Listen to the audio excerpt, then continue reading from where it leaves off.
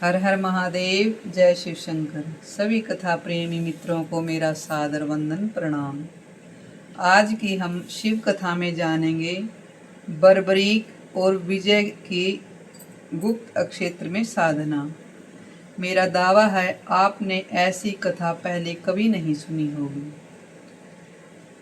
एक समय की बात है, तदंतर कामकंटका को घर पर ही छोड़कर बुद्धिमान घटोत्कच अपने पुत्र को साथ ले आकाश मार्ग के द्वार से द्वारिका गए। वहां यादवों की सभा में पहुंचकर उसने उग्रसेन, वसुदेव, सात्विक, अक्रूर, बलराम तथा श्री कृष्ण और आदि प्रधान जो यदुवीरों थे उन सब को प्रणाम किया।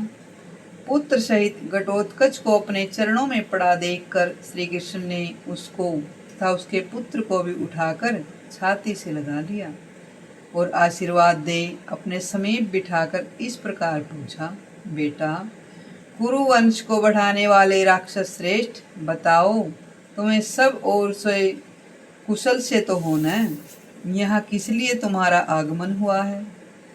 तब घटोत्कच बोला, हे देव, आपके प्रसाद से मुझे सब ओर से कुशल ही है। आपकी बताई हुई स्त्री मोरवी के गर्भ से मेरे इस पुत्र का जन्म हुआ है। कथा कहती है यह आपसे कुछ प्रश्न पूछेगा, उसे सुनिए, इसीलिए मैं यहाँ आया हूँ। भगवान श्री कृष्ण ने कहा, बेटा मोरवे, तुम्हें जो कुछ भी पूछने की इच्छा हो सब पूछ लो। बर्बरीक बोला, आर्यदेव माधव, मैं मन, बुद्धि और समाधि के द्वारा आपको प्रणाम करके पूछता हूँ कि संसार में उत्पन्न हुए जीव का कल्याण किस साधन से होता है।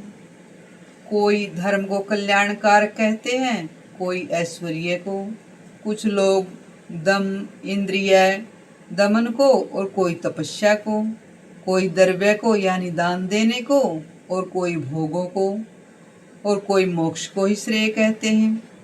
हे पुरुषोत्तम, इस प्रकार सैकड़ों श्रेयों में से किसी एक श्रेय को निश्चित करके बतलाइए जो मेरे इस कुल के लिए कल्याणकारी हो। तब भगवान बोले, हे बेटा, प्रत्येक वर्ण के लिए पृथक पृथक यानी अलग अलग उत्तम श्रेय बताया गया है। ब्राह्मणों का कल्याणकारक मूल है तप, इंद्रिय संयम और स्वाध्याय। मनीषी पुरुषों ने धर्म के स्वरूप का निरूपण भी ब्राह्मणों के लिए ही उनके कल्याण की बात बताई है। स्त्रियों के लिए सर्वप्रथम बल ही साध्य है, यह बात पहले ही बताई गई है। दुष्टों का दमन और साधुओं का संरक्षण करना भी क्षत्रियों के लिए श्रेष्ठकर है। वैश्यों का श्रेय साधन है पशुपालन और कृषि विज्ञान। शूद्र के लिए द्विजों की सेवा ही श्रेष्ठकर है। उसके द्वारा जीवन निर्वाह करने वाला शूद्र सुखी होता है, अथवा शूद्र भांति भांति के शिल्प कर्मों द्वारा जीविका चलावे और द्विजातियों के हित में लगा रहे। तुम अक्षत्रिय कुल में उत्पन्न हुए हो, अतः अपना कर्तव्य सुनो। पहले तुम बल की प्राप्ति के लिए साधन करो जिसकी कहीं तुलना न हो, फिर उस बल से दुष्टों का दमन तथा साधुओं का पालन करो। ऐसा करने से तुम्हें स्वर्गलोक की प्राप्ति होगी।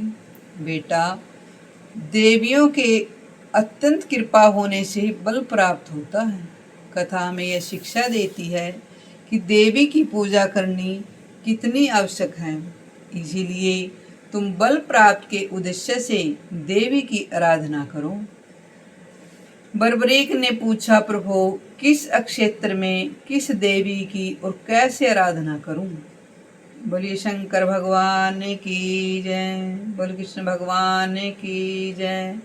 उसके बाद इस प्रकार प्रश्न पूछने पर भगवान दामोदर ने क्षण भर ध्यान करके कहा, महिसागर संगम तीर्थ में जो गुप्त अक्षेत्र के नाम से विख्यात है, वहीं नारद जी द्वारा बुलाई हुई 9 दुर्गाएं